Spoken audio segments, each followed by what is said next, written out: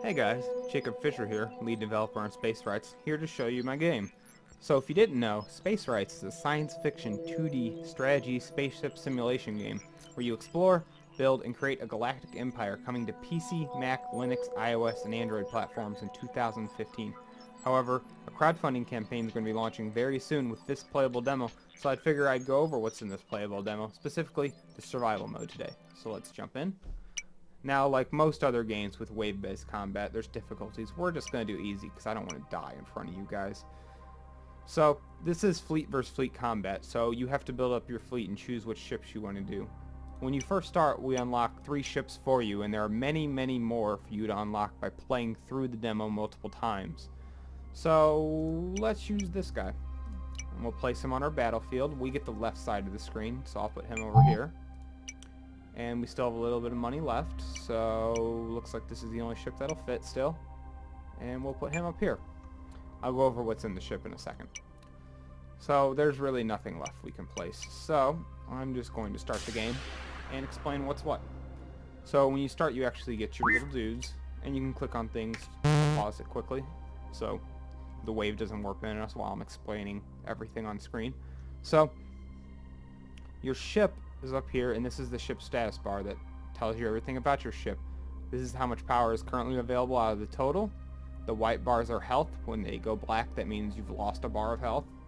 And this is your shields. Currently it's gray, and it'll turn blue as your shields recharge. And this right here is your evasion bar. The more yellow, the more chance you have to evade an attack. And you evade attack by getting thrusters. This ship has one built-in thruster right here. This ship down here has no built-in thrusters. That's why its evasion bar is completely empty. But you can add thrusters to ships in your hangar mode, or you can even find thrusters as loot when you play through this survival mode. So let's power on some stuff. So this ship has 5 power currently available.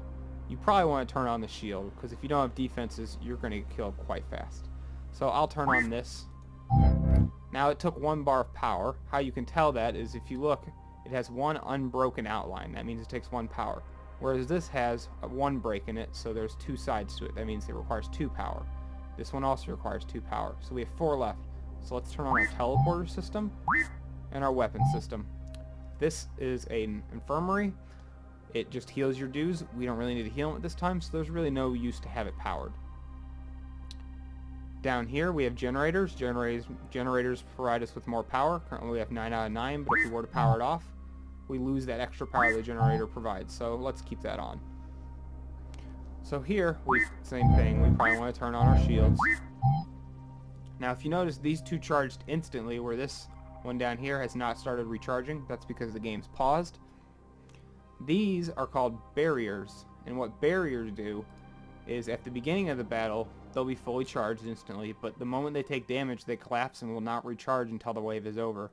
So they're really good at the beginning of a match, but aren't good through a long match. So it's probably a good idea to have a balance of some barriers and some shields. You almost always want at least 1 shield. And then these are weapon systems. These are torpedo launchers. Torpedo and rocket launchers will shoot a missile at the enemy that then hits the enemy and blows up into splash damage. This is a laser. Lasers penetrate through shields, but if they don't penetrate through all the shields they penetrate through, they don't do any shield damage, which kind of sucks. So it's a good idea to have a balance of things that actually manage to do shield damage and some that can penetrate through shields. And this is a hacker. He's more of an indirect type of combat. He'll penetrate through every shield, but he doesn't do any damage. Instead, what he does is he gives you temporary control of whatever room you hacked. So you could hack an enemy and force him to fire on his teammate. Very useful, and some cool metagame has evolved from this with our testers. So he still has 5 power to distribute, so I'll just turn on his main weapons. Looks like everything's distributed. Let's unpause the game. They start charging, and we should probably move our crew. So your dudes start as a recruit level 1 with no experience, but you can level them up and unlock new jobs, but currently they don't have any experience because they haven't done anything. So let's have a man a console and build up some experience and usefulness. So when they man the console, they'll actually increase the rate at which these weapons recharge, so they can actually shoot faster. So, looks like there's not much to do. So, let's start the wave. So, he has 2 weapons and 1 shield. This is a unique weapon to him, the Cobra's Venom Accelerator. It'll poison the atmosphere or whatever it hits, so we probably want to take that out ASAP. He's only got 1 shield, so this should be able to take that out really quickly. He's targeting our shields too, so we should probably target his shields.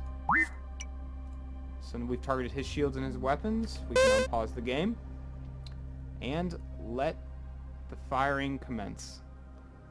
So this or this is going to fire first. We managed to destroy his weapon, but he's already repairing it. So we probably want to keep that thing locked down. See, he repaired it, but we hit it again. And it looks like we're going to win. And we did. Don't worry, it gets harder. So, you get to actually scan for loot at the end of a survival mode run that you've survived.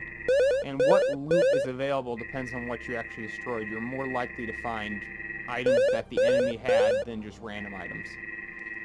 So far we've got a polished armor plate, a communications buoy, a section of a ship, or an impressive weapon. Maybe that impressive weapon was his Cobra Venom Accelerator. That would be nice to unlock. So let's try to use the weapon.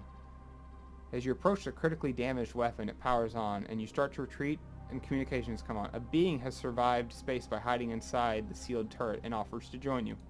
So, his name is Complicado, and he is an android. I think I'll take him.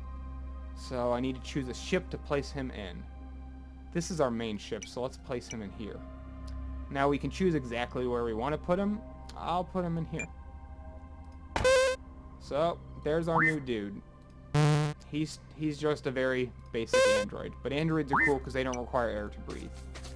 So, I'll just leave him. I don't know where he should probably be. He can just stay there. So for the next round, I'm actually going to spice it up. I'm going to turn off this torpedo and use my hacker. Like I said, hackers allow me to take over rooms. And I'll also use the teleporter that I didn't use last time.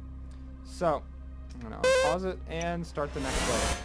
So this is a very small ship. If we were to take this ship over, I bet we could fit 2 of these side by side. So, we don't want to destroy the ship. I want to capture it. To capture a ship, you need to go to the bridge and take it over. So, the first thing we need to do is see our teleporter. It cannot penetrate through any shield, so we need to take his shield offline. So, to take his shield offline, I think our best bet would be to use one of our shield slipping to damage the shield. That'll take the shield offline. His little dude will go and repair it, and then we can sneak in and take it over. So since this guy is going to teleport, okay, he's just attacking my barriers. That's no big deal. We can deal with that. I'm going to target his shield. It fires. Takes down his shield. Now, while he's distracted, I am going to teleport over to his ship. I don't want to destroy that. I want to take over this instead. I didn't really want that to fire, but... So now, he's actually attacking me, and androids are not very healthy, and he died. So, I'm actually going to pull one of my other crew members, and I can't penetrate through my own shields, so this is going to get messy real quickly. So I'm actually going to drop my shields for a split second to pull over my dude, and I'm going to put my shields back online. I'm going to teleport him back over. In the meantime... Oh, that was a bad idea for me to drop the shields, because look, he managed to hit me and he started a fire. My dude's going to repair it, but I probably should not have tried to save this ship. That was a bad call on my part. I'm going to target his shield again to distract him. And I missed this time. Dang it. This is not going my way. My ship down here is on fire. Oh, this is bad. This is very bad. Well. So much for easy mode. I might be able to take it over. I should have been paying attention to this. We can actually pause the game, and I should have probably done this a lot earlier. So, this ship... Ooh, both ships are on fire. I don't think I'm going to make it out of this alive. I'm just going to move him out of the fire so he doesn't die. and looks like I killed him with my dude on board. So, well, my ships are on fire, and this did not turn out nearly as well as I had hoped. Yeah. So, that's Spacewrights going down in flames.